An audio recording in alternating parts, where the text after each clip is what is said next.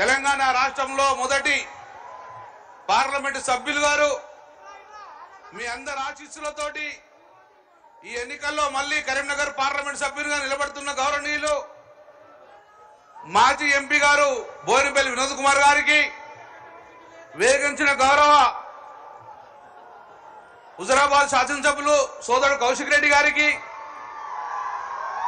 గౌరవనీయులు మాజీ మంత్రివర్యులు ఈశ్వరణ గారు, అన్యదా భావించగలదు మా గౌరవనీయులు మాజీ స్పీకర్ గారు పోచారం శ్రీనివాసరెడ్డి గారు, గౌరవనీయులు మాజీ మంత్రివర్యులు మాజీ ఎంపీ గౌరవనీయులు కడియం శ్రీహరి గారు, మరియు వేగించిన గౌరవ మాజీ శాసనసభ్యులు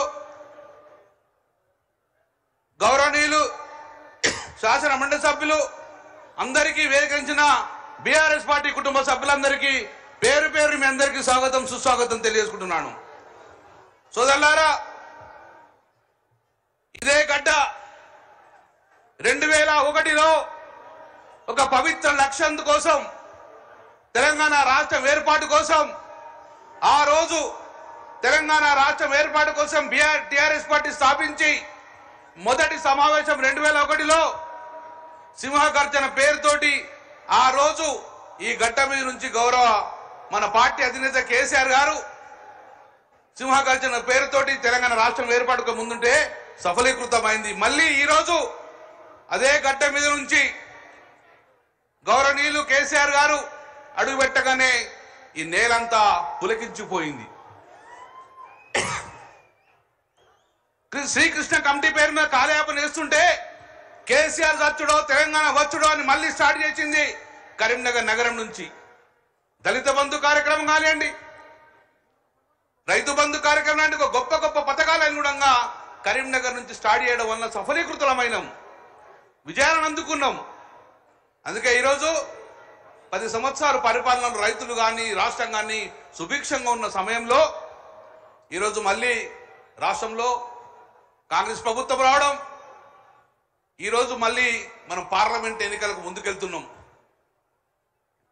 మరి తెలంగాణ రాష్ట్రం రాకముందు తెలంగాణ యొక్క గొంతు పార్లమెంట్లో వినిపించే నాయకులు లేకుండే.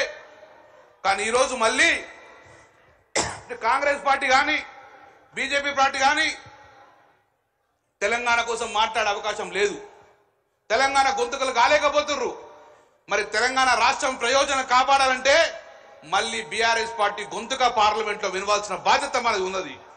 అందుకే ఆ రోజు గౌరవనీయులు పార్లమెంట్ సభ్యులుగా, ఒక సక్సెస్ఫుల్ పార్లమెంట్ సభ్యులుగా వినోద్ కుమార్ గారు, ఈ రోజు మీరు కరీంనగర్ నగరం ఇంత అద్భుతంగా స్మార్ట్ సిటీగా మారిందంటే దాని కారకులు ఆ రోజు వినోద్ కుమార్ గారు ఎంపీగా ఉండడం వల్ల గౌరవ ముఖ్యమంత్రి గారు కేసీఆర్ గారు హైదరాబాద్ తర్వాత చూద్దాం, ఫస్ట్ నగరం అభివృద్ధి కావాలని చెప్పి స్మార్ట్ సిటీ ప్రదాత అప్పుడు వినోద్ కుమార్ గారు ఆ రోజు తెలంగాణ గలం వినిపించి మనకు అర్హత లేకున్నా కరీంనగర్ నగరానికి స్మార్ట్ సిటీ ఇచ్చి ఇంత గొప్పగా నగరాన్ని అభివృద్ధి చేసుకున్నాం. రైల్వే లైన్ కానివ్వండి, స్టేట్ లైన్ నేషనల్ హైవేస్ కానివ్వండి, ఏ రకమైన మన తెలంగాణ ప్రజలు కాపాడే గొంతుగాను ఆ రోజు వినోద్ కుమార్ గారు వినిపించారు. మళ్ళీ మన అందరం గుణంగా ఇటు కేంద్ర ప్రభుత్వం, ఇటు కాంగ్రెస్ పార్టీ కానీ బీజేపీ పార్టీ కానీ గొంతుకలు కాలేరు, తెలంగాణ ప్రజలు కాపాడలేరు. అందుకే మళ్ళీ మన తెలంగాణ ప్రయోజనాలు కాపాడాలంటే మన నీళ్లు మనకు రావాలి, మన అభివృద్ధి మనకు రావాలంటే మళ్ళీ మీరందరూ ఒక్కసారి చప్పటితో రాసించాలి. వినోద్ కుమార్ గారిని పెద్ద మెజార్టీతోటి మనం గెలిపిస్తే తెలంగాణ రాష్ట్రం అభివృద్ధి అవుతుంది, కరీంనగర్ యొక్క పార్లమెంట్ అభివృద్ధి అవుతుంది.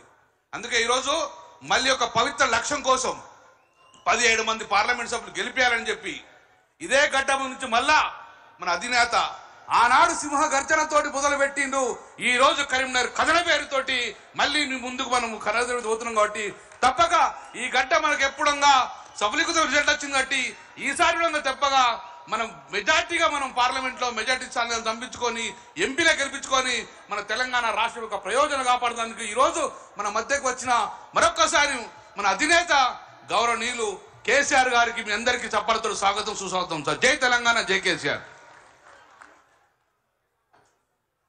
గౌరవనీయులు, ఈరోజు మన పార్లమెంట్ అభ్యర్థి మాజీ పార్లమెంట్ సభ్యులు ప్లానింగ్ బోర్డు వైస్ చైర్మన్ గారు వినోద్ కుమార్ గారు మాట్లాడుతూ కోరుతున్నాను.